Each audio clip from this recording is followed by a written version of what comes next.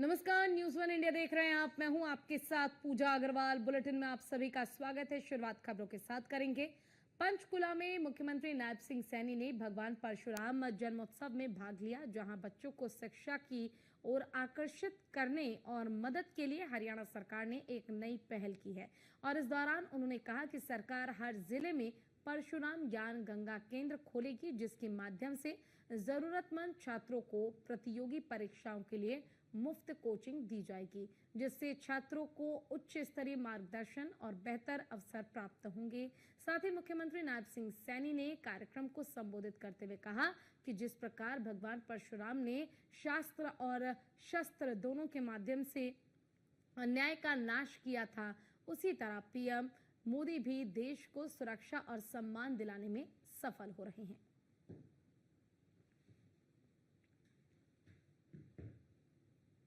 तो देखिए, आज सीएम नायब सिंह सैनी पंचकुला पहुंचे, जहां पर पहुंचने के साथ ही उन्होंने कहा कि प्रधानमंत्री नरेंद्र मोदी के नेतृत्व में देश विकास कर रहा है। हर जिले में बनेंगे परशुराम ज्ञान केंद्र और परशुराम जयंती पर होगा अवकाश।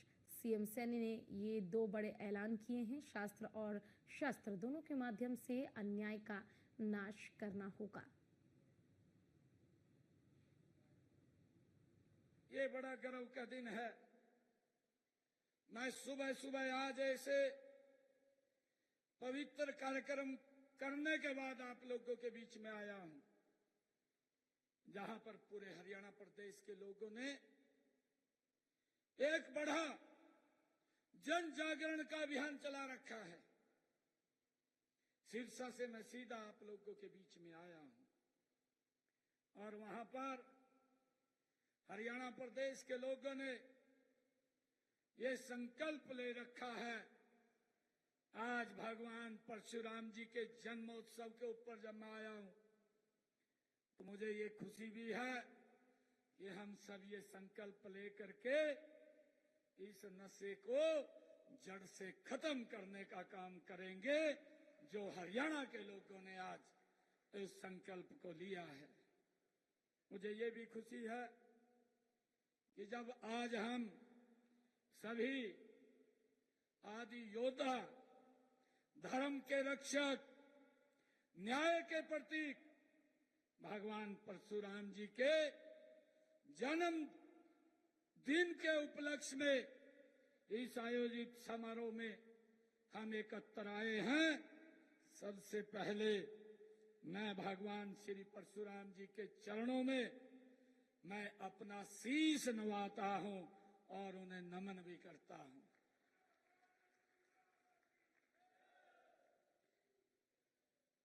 यह दिन ये केवल हमारे लिए संस्कृति और धार्मिक जीवन का एक विशेष पर्व है, बल्कि यह भारत की उस महान सनातन परंपरा का भी प्रतीक है, जो समय समय पर अधर्म का नाश करके धर्म की पुनः स्थापना करती है। ये विशेष दिन हमारे लिए है। भगवान परशुराम जी अधर्म के खिलाफ इसी जंग के ध्वजक वाहक के रूप में भी वो जाने जाते हैं। मुझे ये भी खुशी है कि भगवान परशुराम जी भगवान विष्णु जी के छठे अवतार के रूप में भी जाने जाते हैं, माने जाते हैं। इसी धरा पर उनका अवतरण हुआ, न्याय की स्थापना के लिए हुआ।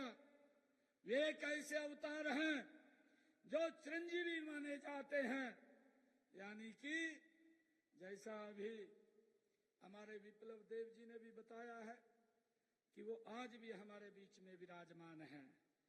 यह बात केवल आस्था की नहीं है, यह विश्वास का वह स्तंभ है जिस पर भारतीय संस्कृति की नींव टिकी हुई है। यह हम सब जानते हैं। और वह विश्वास यह है कि जब भी अधर्म, अन्याय और अत्याचार बढ़ेगा तब तब कोई न कोई परशुराम अवश्य उठ खड़ा होगा उस अन्याय के विरुद्ध, उस अधर्म के विरुद्ध। भाइयों, मुझे आज ये खुशी है कि भगवान परशुराम जी का जीवन हमें ये संदेश देता है कि ज्ञान और बल दोनों का संतुलन ही समाज को दिशा देता है। वे ब्राह्मण कुल में जन्मे, परंतु उन्होंने क्षत्रिय धर्म को निभाया। वे महान तपस्वी, वेदों के ज्ञाता, महान योद्धा। यह समन्वय, यह संतुलन आज के भारत की भी आवश्यकता है। आज हम जो देख रहे हैं, जहां हम ज्ञान में आगे हो, पर वहां ही हमें अपना आत्मबल को, आत्मरक्षा के भाव को भी जागृत हम रखें। हमने उस भगवान परशुराम जी से प्रेरणा लेकर के उससे आगे बढ़ना चाहिए। आज जब हम विकसित भारत, विकसित हरियाणा बनाने के संकल्प के साथ आगे बढ़ रहे हैं, तब भगवान परशुराम जी के आदर्श और उनके संदेश हमें यही मार्ग पर चलने की प्रेरणा देते हैं कि उन्होंने जीवन भर अन्याय के विरुद्ध युद्ध किया है, किंतु कभी निजी स्वार्थ के लिए उन्होंने कोई काम नहीं किया है। केवल समाज हित में और धर्म हित की रक्षा के लिए शस्त्र उठाए हैं। इससे हमें सीख मिलती है। मुझे खुशी है कि हमें ये सीख मिलती है कि शक्ति का उपयोग तभी करना चाहिए जब उसका उद्देश्य न्याय और जन कल्याण हो।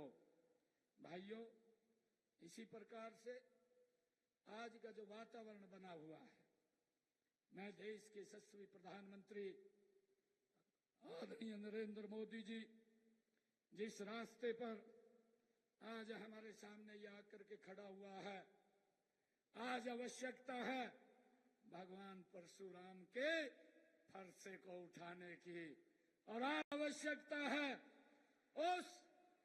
उन लोगों के नाकाम, नापाक इरादों को ध्वस्त करने की हमें ये प्रेरणा भगवान परशुराम से मिलती है। और जिस प्रकार भगवान परशुराम जी ने शिक्षा के साथ साथ शास्त्र विद्या में भी राष्ट्र को समृद्ध किया है, उसी प्रकार आज हमें भी आधुनिक ज्ञान और तकनीकी के साथ साथ अपनी सांस्कृतिक शक्ति को भी सशक्त करना होगा।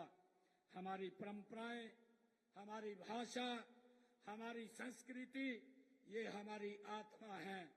आज देश के यशस्वी प्रधानमंत्री नरेंद्र मोदी जी के कुशल नेतृत्व में मुझे ये खुशी है कि भारत दुनिया को योग, आयुर्वेद और शांति का मार्ग दिखा रहा है।